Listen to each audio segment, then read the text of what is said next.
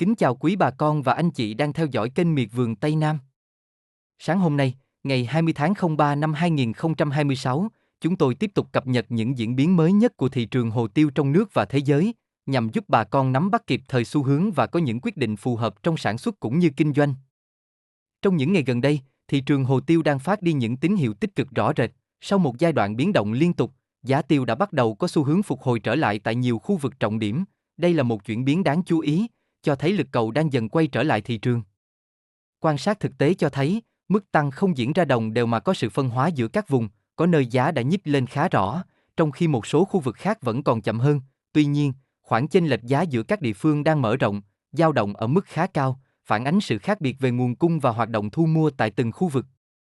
Dưới góc nhìn chuyên môn, hiện tượng này thường xuất hiện trong giai đoạn đầu của một chu kỳ tăng giá, khi một số thị trường phản ứng sớm với tín hiệu cung cầu, các khu vực còn lại sẽ dần điều chỉnh theo sau, do đó, khả năng cao xu hướng tăng sẽ lan rộng hơn trong thời gian tới.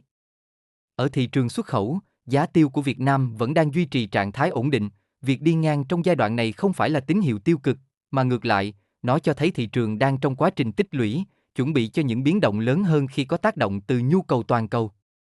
Trong khi đó, thị trường thế giới nhìn chung chưa có nhiều thay đổi đáng kể, giá tiêu tại các quốc gia sản xuất lớn vẫn giữ ở mức ổn định, cho thấy cung cầu toàn cầu đang tạm thời cân bằng. Đây là yếu tố quan trọng giúp thị trường trong nước có nền tảng vững chắc để phục hồi mà không chịu áp lực giảm sâu. Một điểm đáng lưu ý là tâm lý thị trường hiện đang có sự cải thiện, nhiều nông hộ và thương lái bắt đầu kỳ vọng vào một đợt tăng giá mới, từ đó làm gia tăng hoạt động thu mua và tích trữ. Chính yếu tố tâm lý này cũng góp phần thúc đẩy giá tiêu nhích lên trong ngắn hạn. Tuy nhiên, dưới góc nhìn của chuyên gia nông nghiệp, bà con vẫn cần giữ sự thận trọng cần thiết. Mặc dù xu hướng tăng đã xuất hiện, nhưng thị trường vẫn chưa có đủ dữ liệu để khẳng định đây là một chu kỳ tăng dài hạn. Việc theo dõi sát diễn biến trong những ngày tới là điều hết sức quan trọng.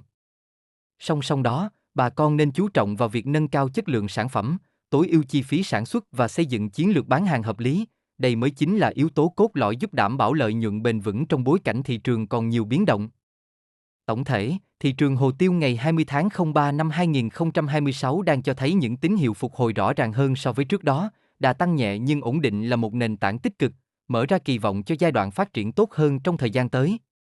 Sau đây em xin cập nhật chi tiết, giá thu mua trên thị trường thế giới, thị trường xuất khẩu của Việt Nam, và tại một số khu vực, miền Đông, Tây Nguyên và Phú Quốc, để bà con mình tham khảo, cho vườn tiêu của nhà mình nhé. Giá tiêu xuất khẩu Việt Nam, tiêu đen 500G trên lít là 6.300 đô la trên tấn, tiêu đen 550G trên lít là 6.400 đô la trên tấn, tiêu trắng là 9.050 đô la trên tấn, xu hướng đi ngang, chưa có biến động.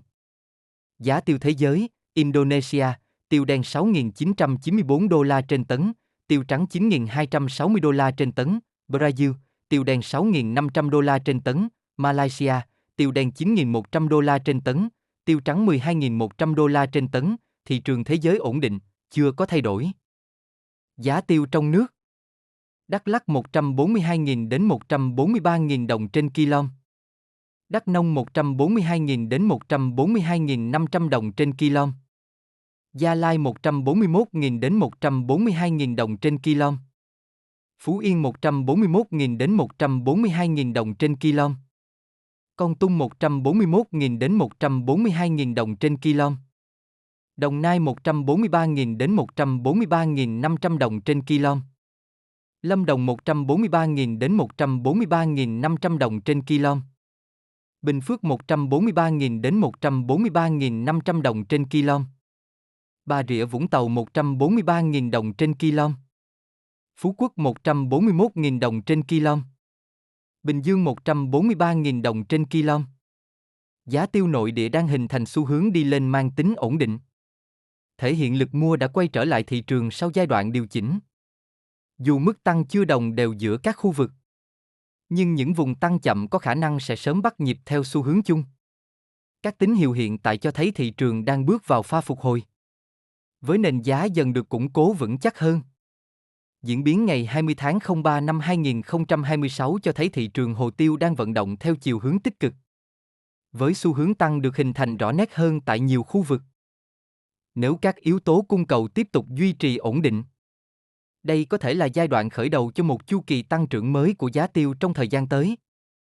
Kênh Miệt vườn Tây Nam tin rằng, nếu bà con nắm bắt đúng thời điểm và có chiến lược phù hợp, hoàn toàn có thể tận dụng hiệu quả cơ hội mà thị trường đang mang lại.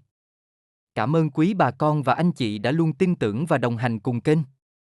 Chúc bà con một ngày mới thật nhiều sức khỏe. Mùa vụ bội thu và giá tiêu ngày càng khởi sắc. Hẹn gặp lại bà con trong những bản tin tiếp theo.